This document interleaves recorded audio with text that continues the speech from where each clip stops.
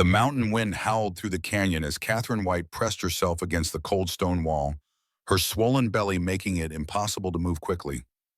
Below in the torchlit clearing, men with rifles circled the crude wooden platform where Jeremy Cooper stood in chains, his weathered face bearing scars that told stories of survival she could barely imagine. The auctioneer's voice carried on the bitter air, calling for final bids on what they called a wild man, a savage found living alone in the high peaks. Catherine's heart hammered against her ribs as she clutched the small leather pouch containing every coin she possessed. When Jeremy's dark eyes found hers across the distance, his lips moved in words she couldn't hear but somehow understood. He had been waiting for her. 6 months earlier, Catherine White had believed her life was finally taking shape. The modest cabin she shared with her husband, Scott Wood, sat nestled in a valley where wildflowers bloomed between the pines, and the creek ran clear and cold, even in summer's heat. She had planted a garden behind the house, tending tomatoes and beans with the careful attention of someone who understood that winter in the mountains demanded preparation. Her pregnancy had been a blessing they had prayed for through 3 years of marriage, and Scott had built a cradle from pine boards, sanding each piece smooth with his own hands. The morning everything changed began like any other. Scott kissed her forehead before heading into the high country to check his trap lines, promising to return before the afternoon storms rolled in from the western peaks. Catherine spent the morning preserving peaches, her hands sticky with syrup as she sealed jar after jar for the cold months ahead. The baby moved restlessly beneath her heart, and she found herself humming old songs her grandmother had sung, melodies that seemed to calm both her child and her own restless spirit. When the sun reached its peak and began its descent toward the jagged horizon, Catherine stepped onto the porch to watch for Scott's familiar figure emerging from the tree line. The sky held that peculiar clarity that comes before mountain weather turns violent, and she could see for miles across the valley floor. Hawks circled high overhead, riding thermals that spoke of changing pressure and approaching storms. She waited as shadows lengthened and the first clouds gathered around the distant peaks. By nightfall, Scott had not returned. Catherine lit every lamp in the cabin and kept the fire burning bright, hoping the light would guide him home through darkness that seemed to press against the windows like something alive. She tried to convince herself that he had taken shelter somewhere in the high country, that he would appear at first light with stories of the storm that had kept him away. But morning came gray and cold, bringing only silence and the distant rumble of thunder that never seemed to fade. For 3 days Catherine waited, venturing only as far as the barn to tend the animals Scott had left in her care. The cow needed milking, the chickens required feed, and the horses grew restless in their stalls. Each task felt monumental, with her belly heavy and her back aching from worry as much as the weight she carried. On the fourth morning, she could wait no longer. Saddling the gentlest mare, she rode toward the high country where Scott's trap lines ran along ancient game trails. The search consumed 2 weeks of her life. She followed every path Scott might have taken, calling his name until her voice grew hoarse and the echoes mocked her desperation. Other trappers and hunters joined the search when word spread through the scattered settlements, but the mountains kept their secrets. They found his horse grazing in a meadow 20 miles from home, the saddle still in place but empty. His rifle lay beside a creek where the water ran red with iron deposits, and his pack hung from a tree branch as if he had stopped to make camp and simply vanished into the wilderness that had claimed so many before him. Before we see how this ends, tell us where you're watching from and hype this video in the comments. The territorial marshal ruled Scott Wood dead after a month of searching yielded nothing but questions. Catherine found herself alone in a cabin that suddenly felt enormous and empty, with winter approaching and a child growing beneath her heart. The other settlers offered help with the awkward kindness of people who understood that tragedy could strike in any of them without warning. They brought food and firewood, helped with the heaviest chores, and spoke in gentle voices about the harsh realities of mountain life. But kindness could not pay the debts Scott had left behind. The cabin sat on land they had been buying from a man named Larry Ortiz, who owned vast holdings throughout the territory and had little patience for widows who could not meet their obligations. The monthly payments had stretched their resources even when Scott's trapping brought in steady money, and now Catherine faced the impossible mathematics of survival. The small amount of gold Scott had saved would last through winter if she was careful, But spring would bring demands she could not meet. Larry Ortiz arrived on a Tuesday morning when frost covered the meadow grass like scattered diamonds. He rode a black stallion that danced sideways with nervous energy, and his clothes marked him as a man who had never known want or uncertainty. Catherine met him on the porch, her hands folded over her belly in a gesture that had become unconscious habit. His eyes took in her condition with the calculating assessment of someone evaluating livestock, and his smile held no warmth. The conversation was brief and brutal in its efficiency. Scott Wood was dead, the payments were behind, and the law recognized no obligation to extend mercy to widows who could not honor contracts signed by their husbands. Catherine had until the first snow to vacate the property, taking only what she could carry. The cabin, the barn, the carefully tended garden, even the animals would remain to satisfy the debt. Larry Ortiz delivered this news with the same tone he might use to discuss the weather, then rode away without looking back. That night, Catherine sat beside the fire Scott had built with stones carried from the creek bed, trying to imagine a future that seemed to shift and blur like smoke. She had no family to turn to, no inheritance beyond the few possessions she could load into a wagon. The nearest town lay 50 miles away, through mountain passes that would be treacherous for a woman traveling alone, especially one carrying a child. Other settlements existed scattered throughout the territory, but they were rough places where single women faced dangers that made the wilderness seem hospitable by comparison. The solution came to her gradually, born from desperation and the peculiar clarity that sometimes emerges from impossible circumstances. She had heard stories whispered around fires and repeated in the general stores, tales of mountain men who lived beyond the reach of civilization and law.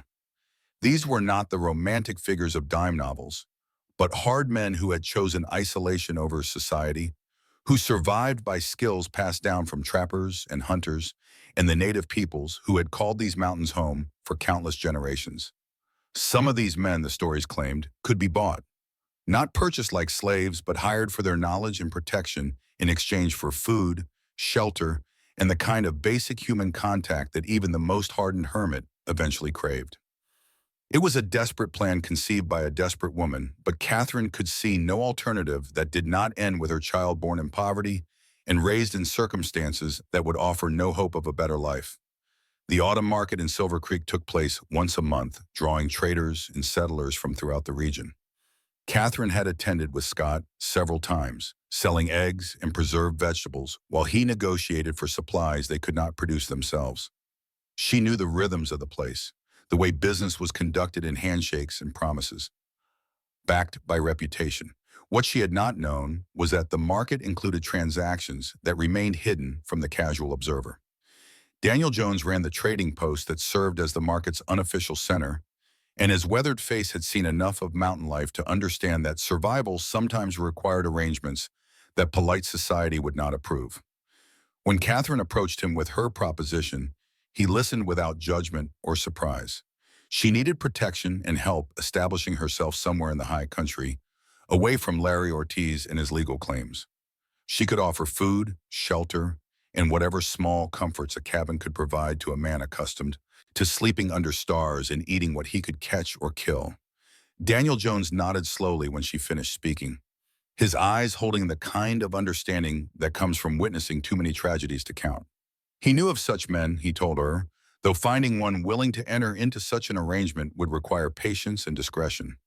The mountain men who might consider her offer were not the sort to advertise their availability, and approaching the wrong person could result in dangers worse than the poverty she sought to escape. 3 weeks passed before Daniel Jones sent word that he had found someone who might suit her needs. The message came through Nancy Ortiz, Larry's wife, who, despite sharing her husband's name, possessed a compassion he seemed to lack entirely. Nancy had heard whispers of Catherine's situation and felt moved by the plight of a woman facing motherhood alone in a land that showed little mercy to the vulnerable. She delivered Daniel's message along with a basket of food and the quiet assurance that some secrets were worth keeping. The man Daniel Jones had found was being held in the territorial jail, awaiting an auction that would determine his fate. His name was Jeremy Cooper, and his story had become legend throughout the region. 5 years earlier, he had vanished into the high peaks after a mining accident killed his partner and left him scarred in body and spirit. Search parties had found no trace of him, and most assumed the mountains had claimed another victim. But Jeremy Cooper had not died. Instead, he had learned to live as the native peoples once had, moving with the seasons, taking only what he needed, becoming part of the wilderness that others feared. His capture had been accidental, the result of a late-season blizzard that drove him down from the peaks in search of shelter. A patrol of territorial rangers had found him in an abandoned cabin, half-starved and suffering from exposure. To them, he appeared to be exactly what the newspapers called him, a wild man who had forgotten civilization and human speech. They brought him to Silver Creek in chains, more curious than cruel, intending to study this creature who had survived alone in conditions that would kill most men within days. The territorial government had declared Jeremy Cooper property of the state, to be sold at auction to whoever could make the best use of his unique skills. The buyers would likely be mining companies or lumber operations that needed guides capable of navigating the most treacherous terrain, or perhaps wealthy men who wanted living proof of their ability to tame the untamable. The auction would be held on a Saturday evening, conducted by torchlight in a clearing outside town, where such irregular business could be conducted without attracting unwanted attention from federal authorities. Catherine spent her last week in the cabin, preparing for what felt like the most important gamble of her life. She sold everything of value that Scott had left behind, from his tools to the few pieces of jewelry that had belonged to his mother. The total sum was pitifully small, but it represented her only chance to secure the help she needed. She practiced the words she would say if she won the auction, trying to imagine how she would explain her situation to a man who had chosen isolation over human contact. The evening of the auction brought the first real snow of the season, fat flakes that fell straight down through still air and muffled sound until the world seemed wrapped in silence. Catherine wrapped herself in Scott's heaviest coat and made her way to the clearing where lanterns and torches created islands of flickering light in the darkness. Perhaps 30 people had gathered for the event, mostly men whose faces she did not recognize and whose business she preferred not to imagine. Jeremy Cooper stood on a wooden platform in the center of the clearing, his wrists bound with rope and his feet chained to iron stakes driven into the frozen ground. He wore the clothes he had been captured in, rough garments sewn from animal hides and patched with materials that spoke of years spent making do with whatever the wilderness provided.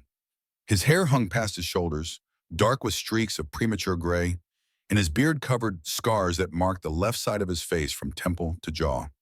But it was his eyes that held Catherine's attention, dark and alert despite his circumstances, moving constantly across the crowd as if cataloging every face and calculating every threat. When his gaze found hers, she felt a shock of recognition that made no logical sense. She had never seen this man before, knew nothing of his history beyond the stories Daniel Jones had shared, yet something in his expression suggested that he had been expecting her. The auctioneer was a man named Noah Parker, whose voice carried the practiced rhythm of someone accustomed to selling livestock and property. He began with a description of Jeremy Cooper's capture and the skills that made him valuable, speaking of his ability to track game across terrain where other men would become hopelessly lost, his knowledge of plants that could serve as medicine or food, his talent for reading weather patterns that could mean the difference between life and death in the high country. The bidding started slowly, with offers coming from men whose interests seemed more curiosity than genuine need.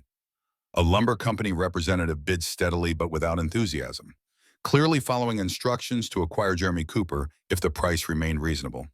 Two mining concerns made competing offers, driving the price higher as they recognized the value of a guide who could lead expeditions into areas no civilized man had ever mapped. Catherine waited until the bidding reached its peak before raising her hand. Her voice carried clearly across the clearing as she offered every coin she possessed, a sum that drew surprised murmurs from the crowd. The auctioneer paused, clearly uncertain how to respond to a pregnant woman's bid on what everyone assumed would be purchased by industrial interest. Several men laughed, though not unkindly, at what they saw as a misunderstanding of the auction's purpose. But Jeremy Cooper did not laugh. His eyes locked onto Catherine's face with an intensity that silenced the crowd, and his lips moved in words that only she could hear across the distance between them. "I have waited years for you." The phrase reached her not through sound, but through some deeper connection, and she found herself nodding in response to a message that made no rational sense yet felt more true than anything she had ever heard. The mining company representative raised his bid, clearly irritated by the interruption Catherine's offer had created. The lumber concern countered, and for several minutes the price climbed beyond anything Catherine could match. She stood in the falling snow, watching her last hope disappear into a contest between men who saw Jeremy Cooper as nothing more than a tool to be used and discarded when his usefulness ended. Then Jeremy Cooper spoke, his voice carrying clearly across the clearing despite months of disuse. He addressed the auctioneer directly, invoking an obscure territorial law that gave indentured persons the right to choose their purchaser if multiple bids of equal value were presented. His words were precise and formal, spoken in the accent of an educated man rather than the wild creature the crowd had expected to hear. The auctioneer consulted with several men who appeared to be territorial officials, their conversation conducted in whispers that carried an undertone of uncertainty. After several minutes of discussion, Noah Parker announced that Jeremy Cooper's request would be honored, but only if Catherine White could match the highest bid currently standing. The sum was more than twice what she possessed, an impossible amount that would have been laughable if not for the desperate circumstances that had brought her to this place. Catherine opened her mouth to withdraw her bid, knowing that she had no choice but to accept defeat. But before she could speak, Nancy Ortiz stepped forward from the crowd, her face set with determination that brooked no argument. In her hands, she carried a small leather bag that clinked with the sound of gold coins, and her voice rang with authority as she announced that she would cover the difference in Catherine's bid. The crowd fell silent, shocked by this unexpected development. Larry Ortiz pushed through the gathered men, his face dark with anger as he confronted his wife. Their argument was brief and conducted in harsh whispers, but Nancy Ortiz did not yield. She placed the bag of coins in Catherine's hands and stepped back, her chin raised in defiance of her husband's obvious displeasure. The auctioneer looked between the competing parties, clearly uncomfortable with the irregular nature of the proceedings. But the law was clear, and Jeremy Cooper had exercised his right to choose his purchaser. With obvious reluctance, Noah Parker declared Catherine White the winning bidder, accepting her payment and transferring ownership of Jeremy Cooper's indenture contract to the pregnant woman who had somehow found the resources to outbid industrial concerns. The formalities of the transaction took place in Daniel Jones's trading post, where oil lamps cast wavering shadows on walls lined with goods from across the territory. Catherine signed papers she barely understood, her hand trembling as she committed herself to an arrangement that would bind her to a man she knew only through whispered stories and a moment of impossible recognition. Jeremy Cooper stood beside the counter, his chains removed but his movements still careful and controlled, as if he had not yet accepted that his captivity had ended. Daniel Jones explained the terms of the indenture contract with the patience of a man who understood that Catherine's future depended on her comprehension of every clause and condition. Jeremy Cooper would serve as her guide, protector, and general laborer for a period of 2 years, in exchange for food, shelter, and basic necessities. The contract could be dissolved by mutual agreement, but Catherine would retain legal responsibility for Jeremy's actions throughout the term of service. When the paperwork was complete, Catherine found herself alone with Jeremy Cooper for the first time, standing in the trading post while snow continued to fall outside the windows. He had not spoken since invoking his right to choose his purchaser, and his silence felt heavy with unspoken thoughts and emotions she could not begin to interpret. She studied his face in the lamplight, noting the intelligence in his dark eyes and the careful way he held himself, as if ready to react to threats that might emerge from any direction. Finally, she broke the silence with words that felt inadequate to the moment. She told him her name, though he clearly already knew it, and explained the circumstances that had brought her to the auction. Her husband was dead, her home would soon be lost, and she needed help establishing herself somewhere in the high country where she could raise her child away from the legal complications that threatened to destroy what little security she had managed to build. Jeremy Cooper listened without interruption, his expression revealing nothing of his thoughts. When she finished speaking, he nodded once and spoke in the same precise voice he had used to address the auctioneer. He understood her situation, he said, and would honor the terms of their agreement. But there were things she needed to know about the life she was choosing, realities of survival in the wilderness that would test her resolve and determination in ways she could not imagine. They left Silver Creek that same night, traveling by moonlight, through snow that had begun to fall more heavily. Jeremy Cooper led the way, moving with the sure-footed confidence of someone who could navigate by stars and wind patterns, reading the landscape like a book written in a language only he understood. Catherine followed on the mare she had ridden to town, her possessions packed into saddlebags that contained everything she owned in the world. The journey took them higher into the mountains than Catherine had ever traveled, following game trails that wound between peaks whose names appeared on no maps. Jeremy Cooper set a steady pace that accommodated her condition without making her feel like a burden, stopping frequently to rest and ensuring that she remained warm and fed despite the harsh conditions. He spoke little during the first days of travel, but his actions demonstrated a consideration that went beyond the requirements of their contract. On the third night, they reached a valley that Jeremy Cooper claimed as their destination. It lay hidden between towering peaks, accessible only through a narrow pass that could be easily defended or blocked entirely if necessary. A stream ran through the valley floor, fed by springs that would not freeze even in the depths of winter, and stands of pine and aspen provided both shelter and fuel. Most importantly, the valley showed no signs of human habitation, no survey markers or claim stakes that would bring unwanted attention from territorial authorities. Jeremy Cooper had prepared for this possibility during his years in the wilderness, building a cabin in the valley's most protected corner and caching supplies in caves that honeycombed the surrounding cliffs. The cabin was small but solidly constructed, with walls of fitted logs and a roof that would shed snow without collapsing under winter's weight. Inside, the single room was sparse but functional, with a stone fireplace, a sleeping area separated by hanging blankets, and shelves that held basic tools and supplies.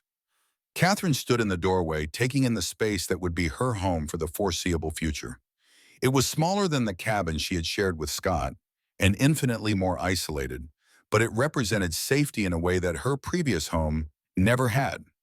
Here, Larry Ortiz's legal claims could not reach her, and her child would be born away from the judgmental eyes of a society that had little patience for women who did not conform to accepted patterns of behavior.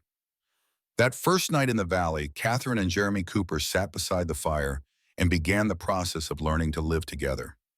He told her about the valley's resources, the plants that could be eaten or used for medicine, the game trails that would provide meat throughout the winter, and the signs that would warn of approaching weather or unwanted visitors.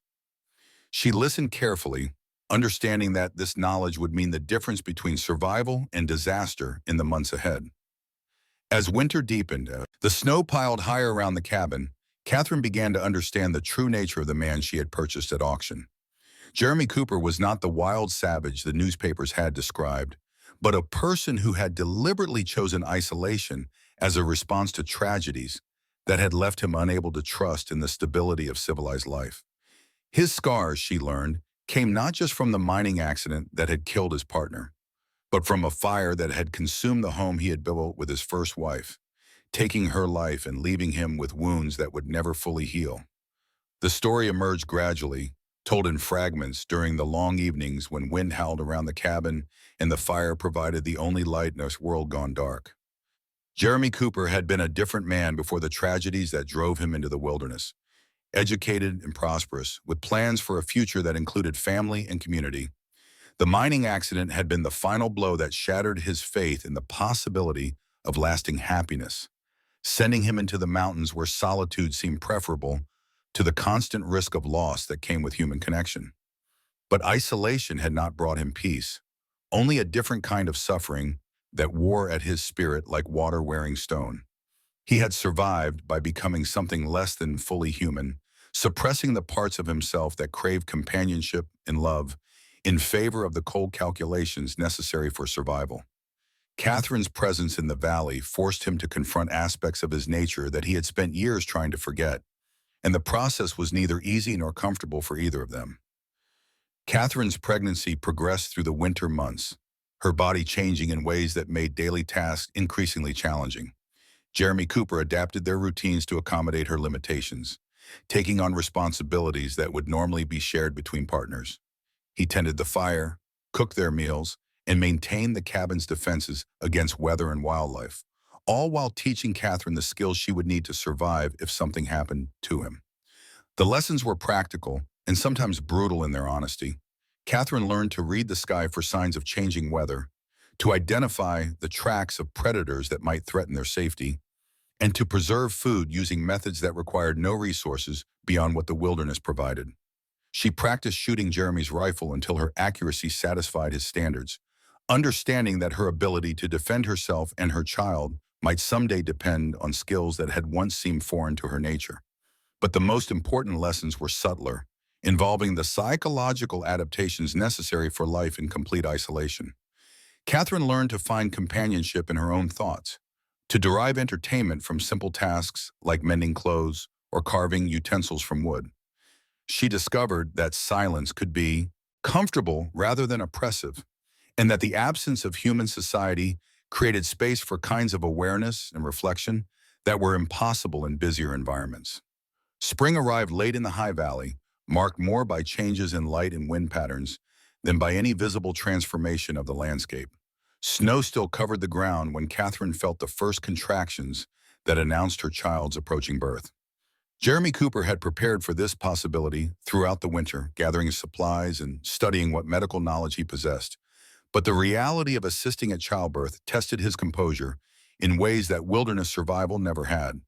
The labor lasted through a night and into the following day, with Jeremy Cooper providing what comfort and assistance he could while Catherine endured the ancient trial that had claimed countless women throughout history.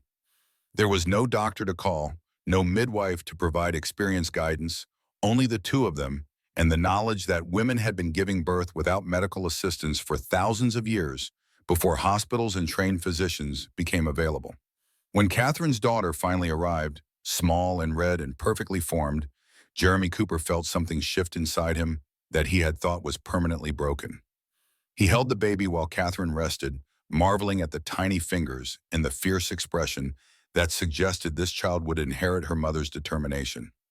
In that moment, looking down at new life that had emerged from circumstances that should have ended in tragedy, he began to understand that his years of isolation had not healed his wounds, but only postponed the reckoning with the emotions he had been too afraid to face. Catherine named her daughter Ashley, after her own grandmother, and the baby's presence transformed the cabin in ways that went beyond the practical adjustments required for infant care.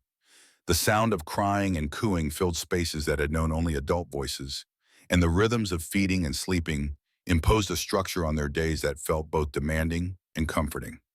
Jeremy Cooper found himself singing half-remembered lullabies and making toys from scraps of wood, behaviors that emerged from depths of his personality he had forgotten existed.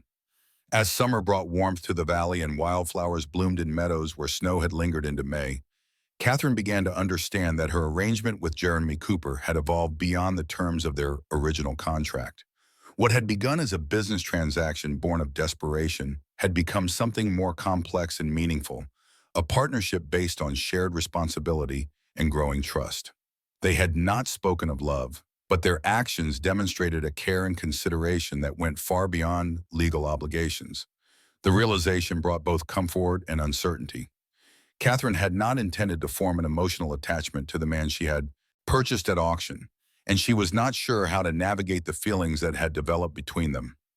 Jeremy Cooper remained careful and reserved in his interactions with her, maintaining the formal courtesy that had characterized their relationship from the beginning. But she sometimes caught him watching her with an expression that suggested his own emotions were more complicated than his words revealed. The question of their future together became more pressing as Ashley grew and their temporary arrangement approached its expiration date.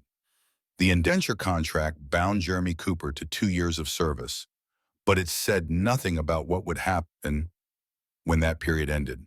He was free to leave whenever he chose to return to his solitary life in the wilderness or to seek his fortune elsewhere in the territory. Catherine tried not to think about the possibility of raising Ashley alone in the valley, but the prospect haunted her quiet moments and disturbed her sleep. Late summer brought visitors to their hidden valley, the first human contact they had experienced since arriving the previous winter.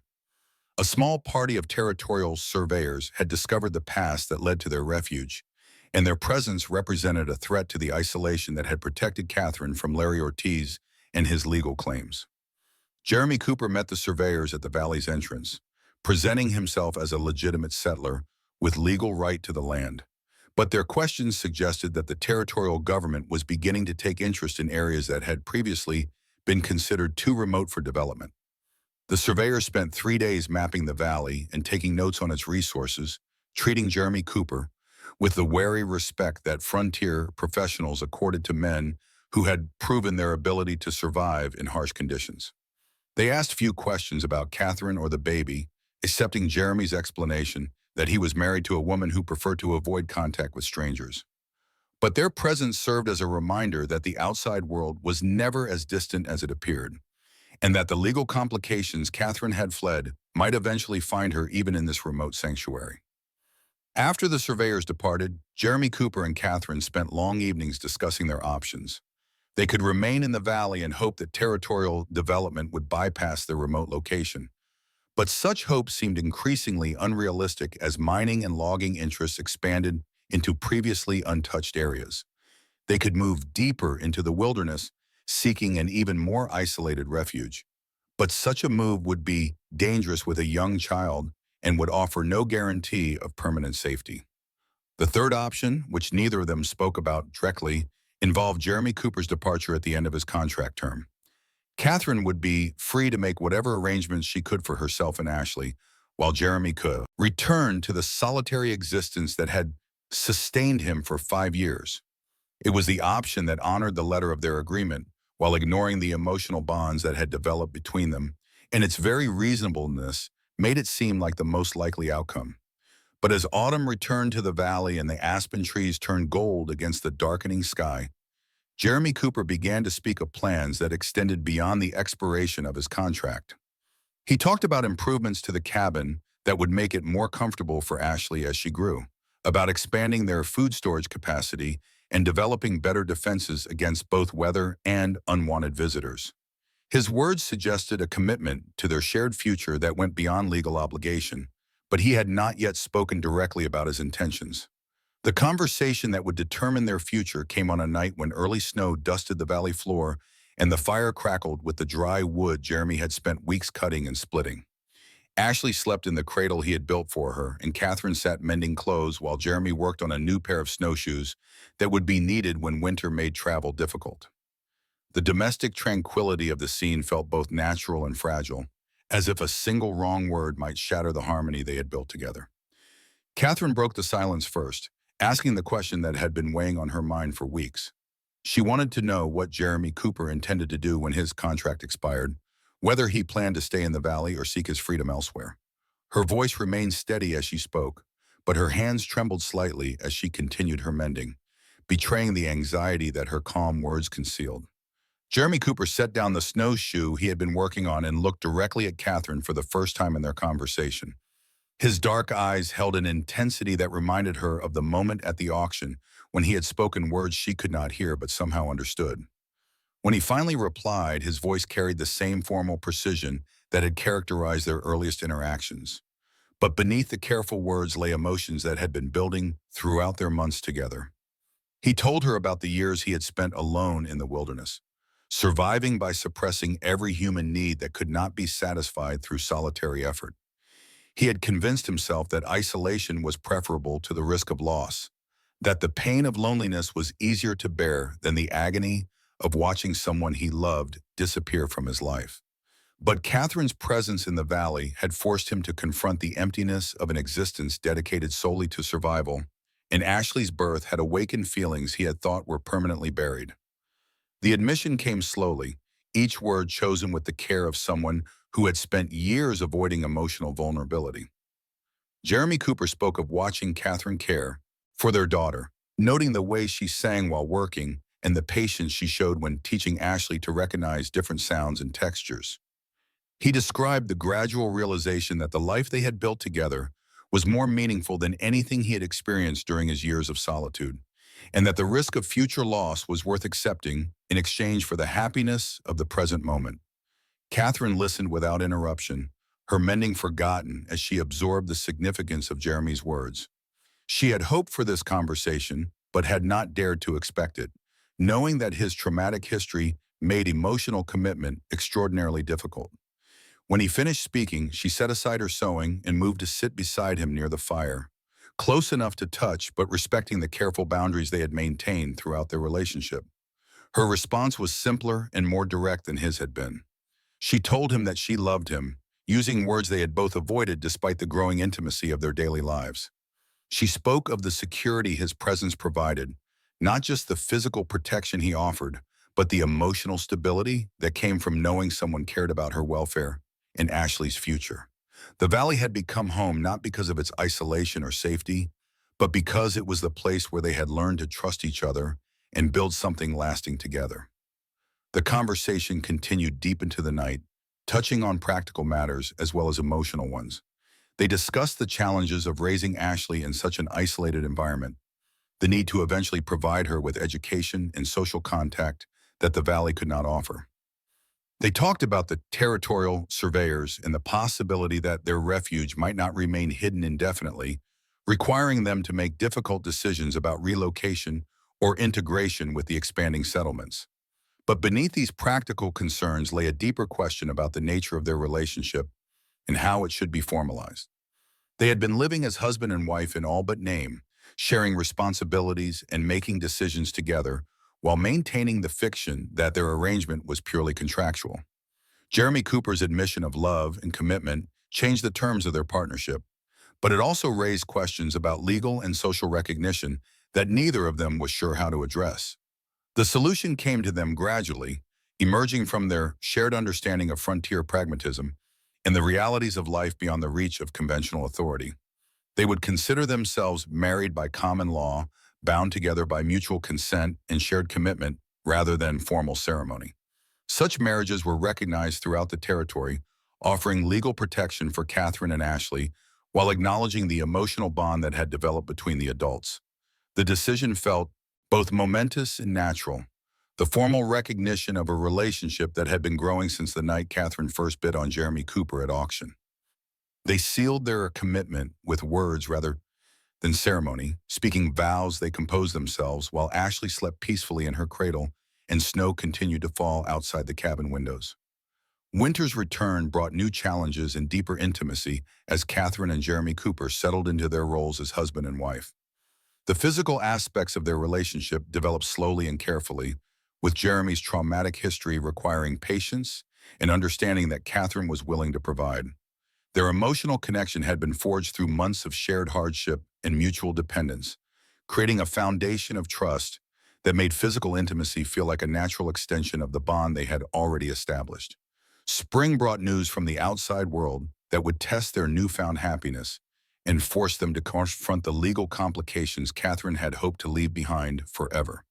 A territorial marshal arrived at their valley in early May, accompanied by two deputies and carrying documents that bore Larry Ortiz's name and official seals. The men had tracked Catherine through a combination of legal research and persistence, following the trail from her abandoned cabin to the Silver Creek auction records and finally to the remote valley where she had tried to disappear. Jeremy Cooper met the lawmen at the valley's entrance, presenting himself with the calm authority of someone who had legal right to defend his property. But the marshal's documents were comprehensive and damning, detailing not only Catherine's debt to Larry Ortiz, but also charges of fraud related to her use of Nancy Ortiz's money at the auction. The territorial government had decided that Catherine White was a fugitive from justice, and her marriage to Jeremy Cooper could not protect her from prosecution under territorial law. The confrontation that followed tested every skill Jeremy Cooper had learned during his years in the wilderness. But the enemy he faced was not wild animals or harsh weather, but the inexorable machinery of legal authority backed by armed force. The marshal was not unreasonable, acknowledging Jeremy's rights as a property owner and husband, but he was also inflexible in his determination to execute the warrant he carried. Catherine would return with him to face trial, or he would use whatever force was necessary to compel her compliance. Catherine emerged from the cabin carrying Ashley, her face pale but determined as she prepared to surrender herself to protect her family from violence. She had known this moment might come, had understood that her flight into the wilderness was only a temporary solution to problems that would eventually require legal resolution. But seeing the fear in Ashley's eyes and the barely controlled anger in Jeremy's expression, She realized that her surrender would solve nothing while destroying everything they had built together. The standoff continued for hours, with neither side willing to yield ground or compromise on principles that seemed mutually exclusive. The marshal represented the authority of territorial law and the rights of creditors to collect legitimate debts, while Jeremy Cooper stood for the natural right of families to live free from persecution and the frontier tradition of starting over in new places. Ashley's presence complicated the situation, as the lawmen were reluctant to use force against a woman holding a child, but their hesitation could not continue indefinitely. The resolution came from an unexpected source, as Nancy Ortiz arrived at the Valley accompanied by Daniel Jones and a territorial judge whose authority superseded that of the marshal. Nancy had spent months working through legal channels to address the complications created by her assistance at the auction, using her husband's wealth and influence to secure a hearing for Catherine's case. The judge had agreed to travel to the Valley to conduct proceedings that would resolve the matter without requiring Catherine's removal from her home. The impromptu trial took place in the cabin's main room, with all parties present and Ashley serving as a silent witness to proceedings that would determine her future. Nancy Ortiz testified about her decision to help Catherine at the auction, explaining that she had acted from compassion rather than any intent to defraud her husband or circumvent territorial law. She produced documents showing that she had since repaid Larry Ortiz for the money she had used, making the fraud charges legally meaningless. Daniel Jones provided testimony about the circumstances that had led to Catherine's desperate situation, describing the death of Scott Wood and the impossible financial position that had forced her to seek unconventional solutions. He spoke of Catherine's character and the efforts she had made to honor her obligations before circumstances overwhelmed her ability to pay. His words carried the weight of someone whose reputation for honesty was known throughout the territory. Jeremy Cooper's testimony focused on the legitimacy of their marriage and his legal rights as Catherine's husband and Ashley's stepfather. He presented evidence of the improvements he had made to the Valley property and his intention to establish a permanent homestead that would contribute to territorial development. His calm demeanor and obvious competence impressed the judge, who recognized the value of settlers capable of thriving in remote areas.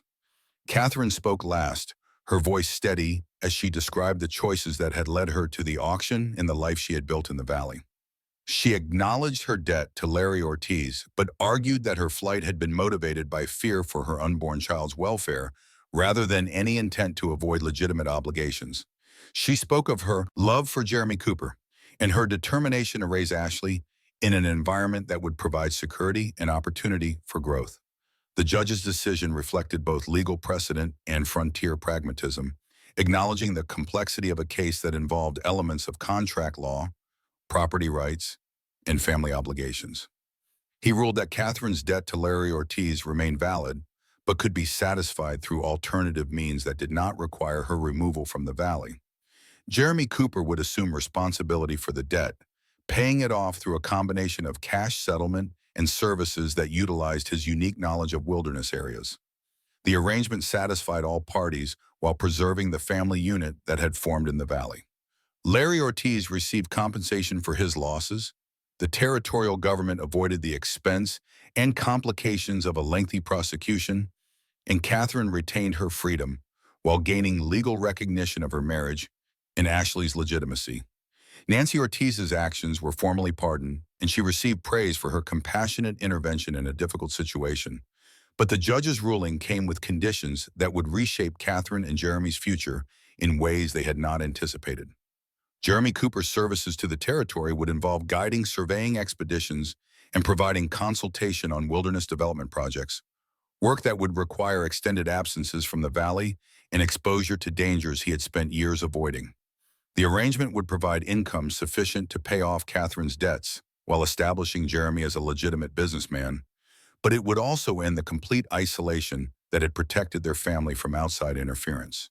The transition to this new life began immediately as the judge's party departed with Jeremy Cooper to begin his first assignment as a territorial guide.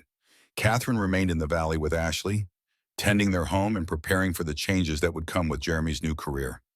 The separation was difficult for both of them, representing their first extended time apart since the night of the auction, but it also demonstrated the strength of the bond they had forged through months of shared hardship. Jeremy's work took him throughout the territory, leading surveyors through mountain passes that had never been mapped and helping mining companies assess the potential of remote claims.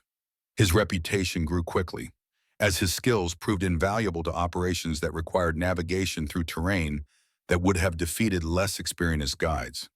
The income from his work exceeded their expectations, allowing him to pay off Catherine's debt within 6 months while establishing a financial foundation for their family's future.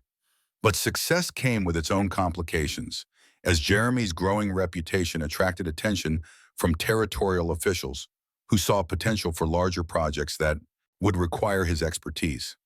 Railroad companies were beginning to survey routes through the mountains, and military expeditions needed guides capable of operating in areas where hostile tribes still controlled traditional hunting grounds. The work was lucrative but dangerous, offering opportunities for advancement that would come at the cost of increased risk and longer separations from his family. Catherine supported Jeremy's career while struggling with the loneliness and anxiety that came with his frequent absences. She had grown accustomed to his constant presence during their first year together, and Ashley clearly missed the man she had come to regard as her father. The valley felt empty without Jeremy's steady presence, and Catherine found herself counting days until his return while trying to maintain the routines that gave structure to their isolated life. The solution to their dilemma emerged gradually as Catherine began to accompany Jeremy on assignments that were suitable for family travel.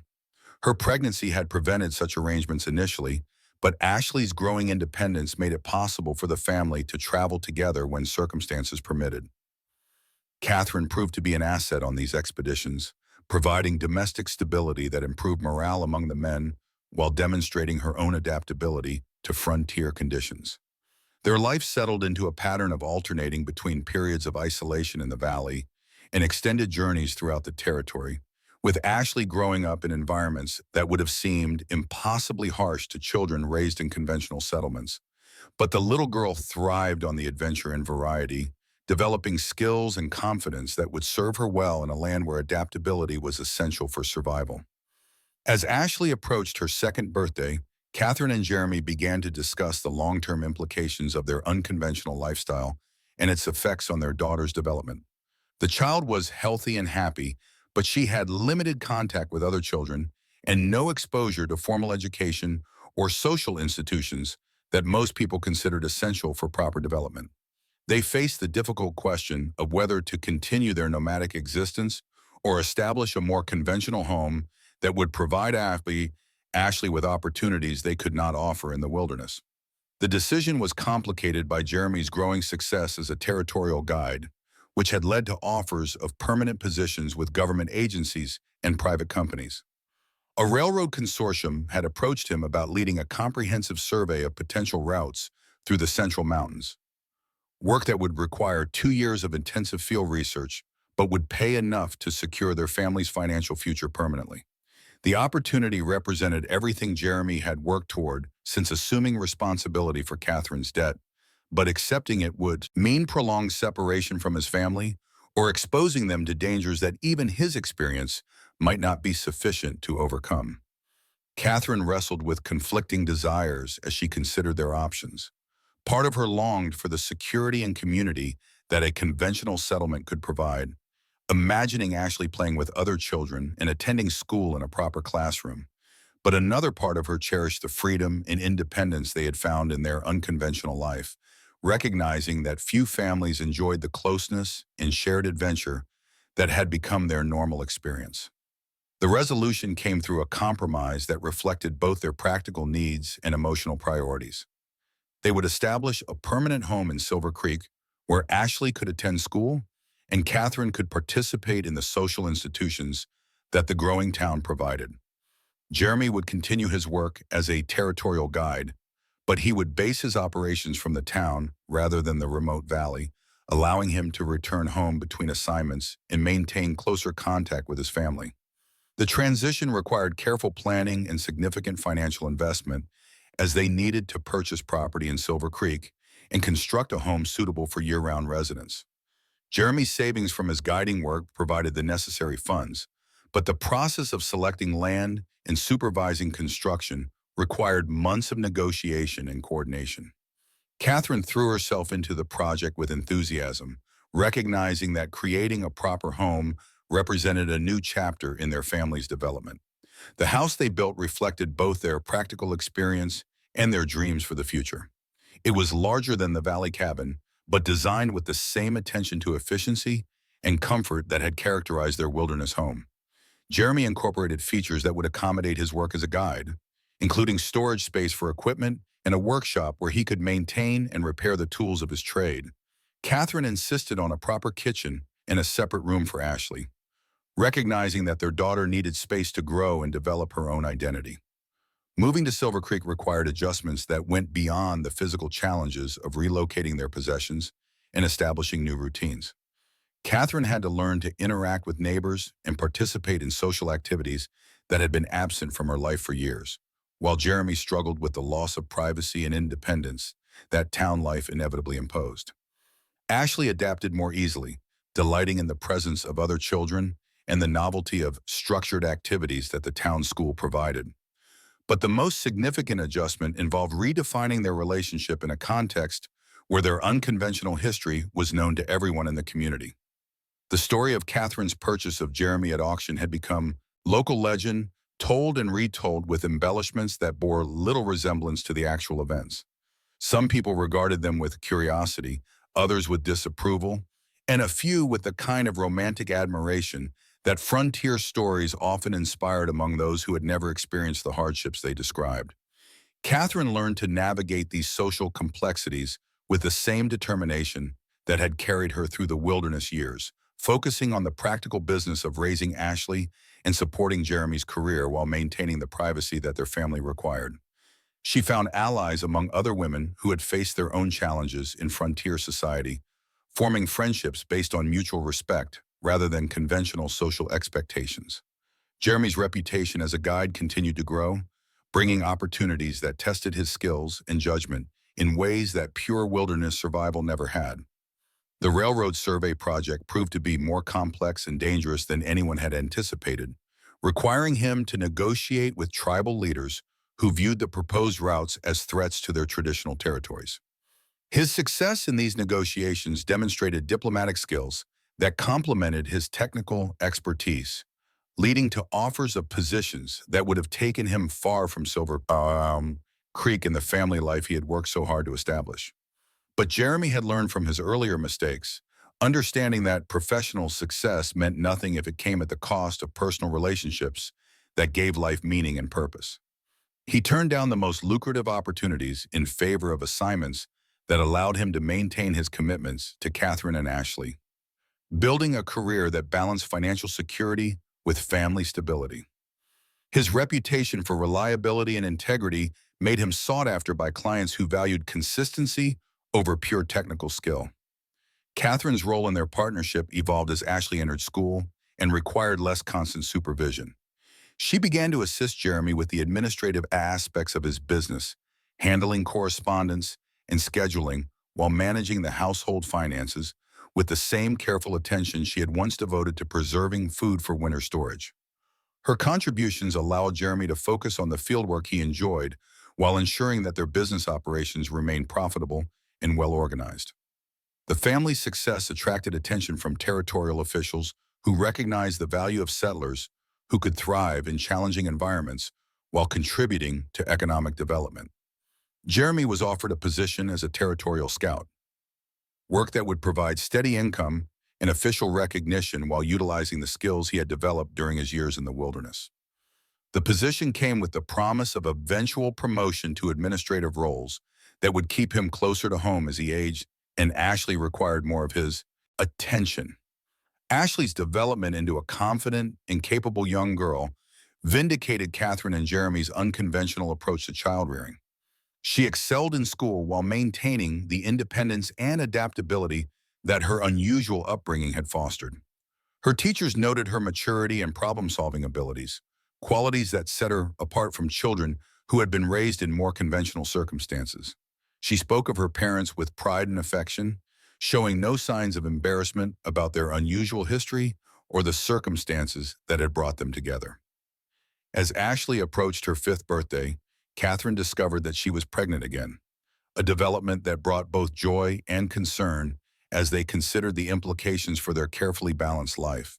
The pregnancy progressed smoothly, but it reminded them of the uncertainties that had characterized Ashley's birth and the isolation that had made that experience both terrifying and transformative. This time, they would have access to medical care and community support, but they would also face the challenges of raising an infant while maintaining Jeremy's career and Ashley's education.